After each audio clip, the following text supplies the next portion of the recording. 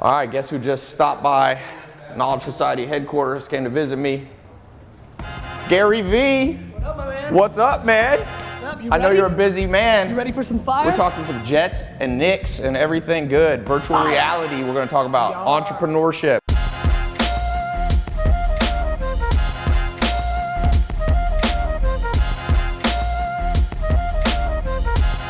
You probably know him if you're an entrepreneur. Got 2 of his books here we're gonna talk about, and also a 3rd one that comes out in just a few months here. I'm gonna do a little giveaway too for people who give the best comment. I'm gonna give 10 or 20 of his new books away. And thanks for coming in, man. Thanks, brother. Yeah, he's headed to the airport, so he was nice enough to pop in here and Make sure to show everybody my second half-court shot that almost Yeah. went in. We Edit out the first piece of shit shot I took, that will never be seen. but the second one that literally almost went in, make sure that gets seen. That's got a shot. Oh! You ever seen in Spaceballs where he's like, erase that, never show that again? Do you know about Spaceballs? Do you know Spaceballs sequel, which never got made?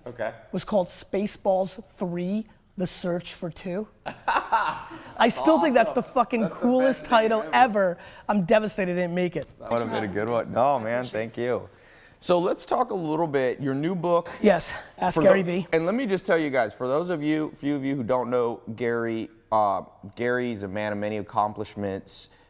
I think kind of popped on the scene at first he had Wine TV, which was a show, took a company from basically 0 to 60 million in sales, selling wine by using content marketing, all the stuff that people are doing now. He was ahead of the curve. A lot of people have followed Gary's lead. And that's a big company out of New York. How many employees do you have now? We have 600 employees, New York, LA, San Francisco, and London, and Chattanooga, Tennessee. Awesome. Tennessee. Tennessee. Don't sleep. Yeah, you Don't know, sleep, you know don't one sleep of our, on Nougat. You know one of our buddies who says, who's like, yeah, I'm always bringing Gary down here. I'm telling him this is the new internet. This is the Ted? new San Diego. Yeah, he's Ted. such a great He's guy. awesome guy. I love Ted. Yeah. I just brought him up to New York for a big pitch for GE. Oh yeah? VaynerMedia mainly works with, Toyota, Pepsi. Right, big brands. Big huge brands. brands. Yeah. We do all the content marketing and the paid execution for social for them. So I brought Ted up for a big meeting with GE, CMO. He was super pumped. It was a great meeting. She's amazing, so it was a lot of fun. Awesome, yeah. CNBC, actually he's gonna make it. CNBC's got a new show called Follow the Leader. Okay. Where they basically what I do on my daily vlog on YouTube. Yep. And Ted's gonna be in the episode because that's the main part of the whole episode, pitching GE. So. Super smart guy, sold a company for hundreds of millions of dollars, and now has become a yeah. Text him, tell him. So let's talk real quick here. For those of you watching, one of the reasons, and we'll post the links how you can follow Gary on Snapchat and his YouTube video blog and other places. But, Gary, if you had to sum up your core philosophy of life and entrepreneurship for somebody watching, how would you sum it up? I think the things that most win are self-awareness. I think one of the biggest mistakes, everybody, Meerkat, Facebook Live, Periscope, that audience right now, everybody's watching the YouTube. I think the biggest mistake most of us make is we hope who we are instead of auditing who we are. Okay. Like everybody wants to be somebody. Like, look, I really want to be the fucking quarterback of the New York Jets, but truth is, I don't have it like that. I don't have those pieces, and I think everybody believes that they can be an entrepreneur or a business person, and the truth is, there's a ton of kids right now who could be the number 2 or the number 3 or number 4. The number 6 guy at Facebook made a fuckload of money. Yeah. And right now, that guy and that gal, because of all the entrepreneurship talk, is trying to start a company. Yes. And so we're living through a time where self-awareness is not being deployed enough because people are chasing a narrative. And so I'm pushing a lot of people to step back and, what are you good at? You're gonna read more books this week than I'm gonna read in my life. You're good at that, but it's the truth. You're good at that, I'm not. It's not how I consume information. So I think, look, I suck at 99% of stuff. I suck shit at 99% of stuff. What I figured out was I'm a salesman, I'm a storyteller, and probably the one little special thing I have, and it's my next philosophy, is I understand where consumers are gonna go, usually before other people. And so I've been yelling about Snapchat for 3 years, and then I watch it. Right now I'm paying attention to Musical.ly. Will it go? Will it not? I'm not sure. Yik Yak a year ago, it didn't go. But Twitter did, and that's why I invested. And Tumblr did, and that's why I invested. And so the reason I started the YouTube show less than a year after YouTube came out was I believed in 2006 that that's where people's attention was gonna go. Right. Ty, when you got set up here, like this is 20 years ago, 15, 10 years Right. ago. Yeah, you couldn't Tons do of any of money. this. We didn't have all that, this fucking Amazon tripod, triple fucking screen. Like this cost hundreds of thousands of dollars. The distribution of all this cost millions of dollars. Right. We're living through the biggest technology shift and culture shift of our time. And so I think the principles are pretty pure. It's self-awareness. I think it's work ethic. Yeah. I truly think that I outwork, I think a lot of people are as talented as I am. I think I outwork them.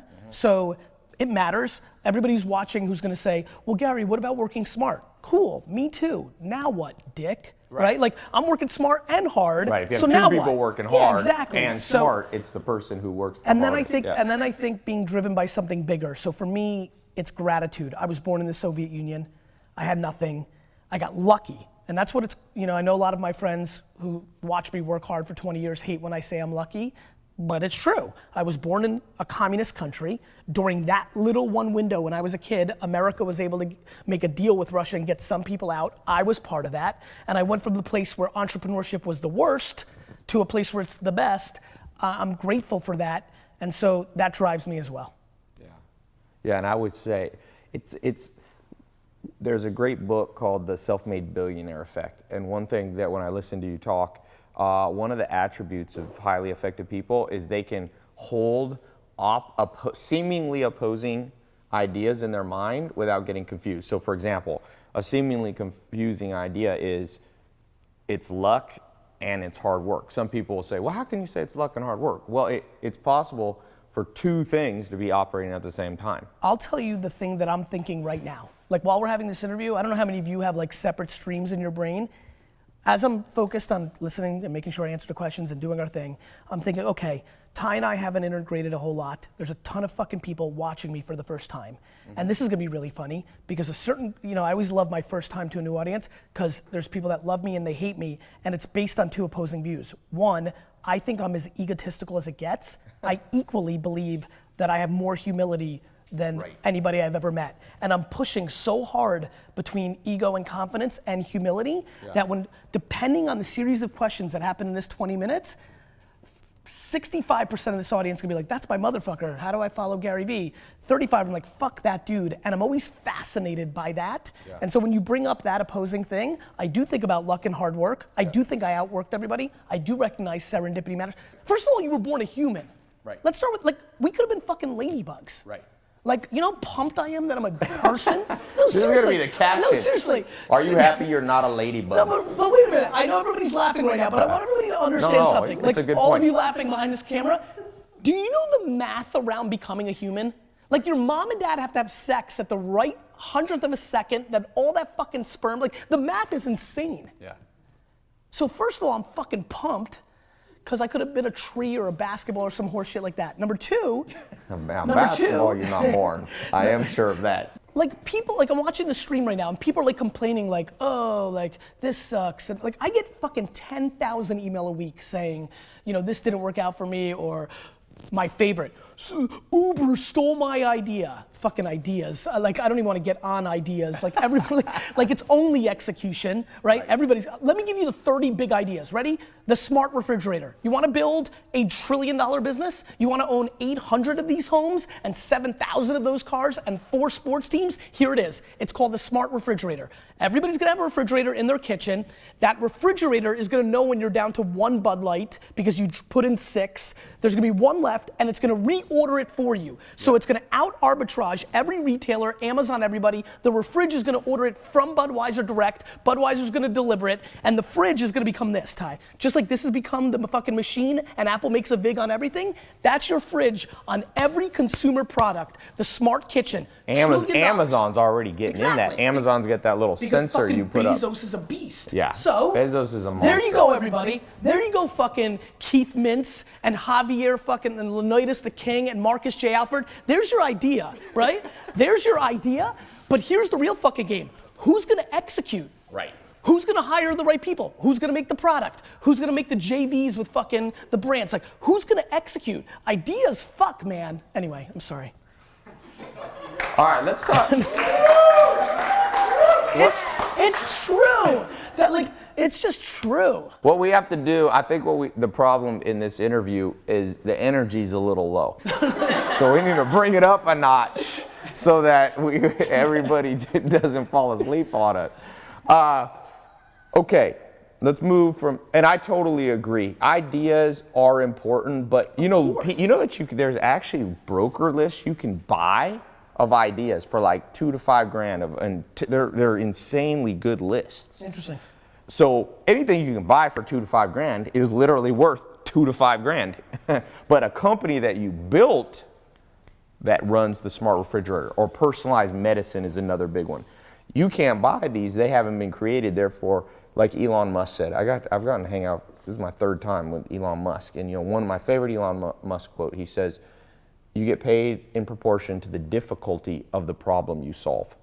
So a lot of people are out there like, "Hey, I solved the problem. How to walk to my refrigerator." Well, everybody knows how to do that. You have to solve a problem, and therefore, your income is going to be directly proportional. Solve a small problem. Know how to hand somebody a burger at McDonald's. They'll pay you minimum wage. Put someone on Mars in a rocket ship like Jeff Bezos' Blue Origin or Elon Musk's SpaceX. They're going to pay you a lot of money. I would add something to that for everybody listening at home, because that's right. And then everybody who's watching right now is thinking what I'm thinking, which is like, fuck, that sucks, because I'm not talented enough to solve a big time problem. Because big time problems take real brain power. I will say the other thing, and I'm sure you're gonna agree with this watching from afar, there's also reverse engineering the demand of the marketplace, right? So for example, guys like pretty girls. Pretty girls are able to make a lot of money because they're pretty and there's demand. And so demand in marketplace behavior is very important. Yeah. I think one of the ways to, if you don't think that you can figure out how to build a tunnel underground and get me from LA to New York in a minute, then the other thing to really take a step back, this is back to self-awareness. For everybody who's watching right now, if you're like, shit, that's great, but I'm not a fucking math genius like Elon Musk, the thing that you might be able to do, and I do think this is a talent, I think this is my talent, pay attention to what people care about and reverse engineer it. For example, Uber. What does Uber sell? Uber sells time. Right. Uber doesn't sell transportation. Uber sells time. Everybody here, no matter their income level, cares about time because we now live in a 24/7 world. So if you make that your religion of a market that matters, building products and services that buy time and sell it back to people is probably, in my opinion, the quickest path to real financial success in the next decade for the average to above average operator and thinker, because it's going to be such a big space. Yeah, totally agree. And the thing about that, in terms of how much talent, Warren Buffett says if you have over 130 IQ, you can sell a lot of it. You don't need it. The average self-made millionaire is 125, 130 IQ, which is sharp, but not. So if you're watching this, if you're figuring out how to do Facebook Live and YouTube, you're probably already at that sharp enough level. What really differentiates you are some of the things you said. Pattern recognition. Can you see patterns? Mark Cuban told me, he said, I've always been able to see around corners before other people. He recognized a pattern, can see around that corner. So that's an important thing. I say you got to know the language of money. I talk a lot about that. You go to China, you don't have an interpreter, you're going to be lost. In the game of making money, you need to understand what debentures are. And, people go, oh, that's a lot of syllables, debentures, And I say, well, do you know Kim Kardashian? Because Kardashian, this is 4 syllables. And so we live in a society where people know big words. People are much sharper. IQs have gone up. It's a myth that we're getting dumber. Well, you know why, but we're not using it in the right way. IQ's been commoditized. Right. What do you want to know? Who's the 19th president of all the United States? This old fucker. What's this? All information is here. To me, we're about to live through a generation of EQ that is going to be so disproportionately valuable because information has been commoditized to some level. Now, what's interesting about readers like yourself, contextualizing, communicating it, consuming it and regurgitating into new packages, that's the holy grail. You're gonna live on that, other people are gonna live on that. To me, people need to bet on their strengths. They need to figure out what is the one, you know what, let's make this practical. I know we have to wrap up soon. Forget about the promotion of the book. I want to get this off. Find the 5 people that are closest to you in the world. Brother, sister, your homie that you grew up with. Spend a week, not 5 minutes, spend a week making them feel safe for the question you're about to ask them, which is, tell me what I'm good at and tell me what I'm bad at. The 5 closest people to you are not gonna wanna tell you the truth. Like, people that really love you don't wanna tell you the truth, which is why nobody can scale self-awareness, because nobody's gonna tell you to your fucking face, actually, I think you're a piece of shit. Right. Like, your mom's not gonna say that, right? So, spend a week or 2 weeks making those 5 people very safe and tell them, listen, this is what I want. I know that it might cause some friction for a week or 2 with us, but I'll get over it, and then we'll be in a great place. Because if you're able to hear, and this is such an important part of being an entrepreneur, I think, and I'm curious to take your take, I think I'm a great entrepreneur because I only see half glass full, and I'm only optimistic. Like, I have 37 fucking fires and headaches right now. Yet I'm looking at, oh, there's 19 new people that are gonna discover me, 900 new people, 9,000, like, you gotta look at the upside. If you're capable of listening to the good and the bad, eliminating the good, not like making it feel nice, but really focusing on the bad, or really paying attention to the good. If you take 5 people and they all tell you that you're funny, fucking start making fucking Snapchat comedy videos. Like, let me add please, something to this real quick. One of the things that I tell people, I call it your Eulerian destiny, like how to figure out what you should do with your life. And Nietzsche, the philosopher, said the same thing you're saying. He said, you know, the mind is an impregnable fortress. And he said, you find out about yourself through friends. And he added one more that I always tell people, enemies. What your enemy, you know, I once had a guy that didn't like me, a business guy. We were going to do a deal and it fell through for whatever reason. And he said to me, this was his, he said, Tai, I don't like you. I don't like that dude, but he knows how to read. And so he gave me that. And because of that, I can rest assured, when your enemies are like, I'm going to give you this, that's when you know that's some Tai, advantage you have. That's funny you said that. And I'm gonna miss my flight, and I don't give a fuck because I gotta say this. No, we're gonna get you on your flight. Matt, I hope you're not watching. We're sending Beverly Hills cops in front of you to just clear the way. No, because I have to be on stage in a couple of minutes. Yeah. I'll make it though. I'll run. I read every one of my Amazon negative reviews. Yep. All of them, 3 times. Yeah. I hate when people say people are trolls and doing all the, like, anybody talking negative online. You know, my fans come in and they want to fight. I reread it 4 times. To me, understanding how people consume you and respecting the market needs to trump your own self. For me, the meritocracy of the end user is more important to me than my own self needs, and that's how I reverse engineer. The way I've evolved in my career has been predicated. I'm thrilled for my haters and trolls because they give me context and have allowed me to understand that I was a contradiction. 10 years ago, when you say that comment, opposing views, it would have flew over my head. Yeah. Now I've lived it. Yeah. Now I get it. Look, if the first time you ever saw me, I go on stage and I say, you all suck and I'm the best, you know, I get it. All right, we're wrapping up here in 60 seconds. Got one question for you. You live people get to see this, but this is only for people in the accelerator, which is kind of my advanced thing. I want to put a little special thing, bonus from you. Okay. Bonus question for the accelerator for you, Gary. Okay. Most cutting edge thing you're willing to share that an entrepreneur should know, a specific app that you see working. I'll give you a ton of shit because I love the practical part of me. There are several things.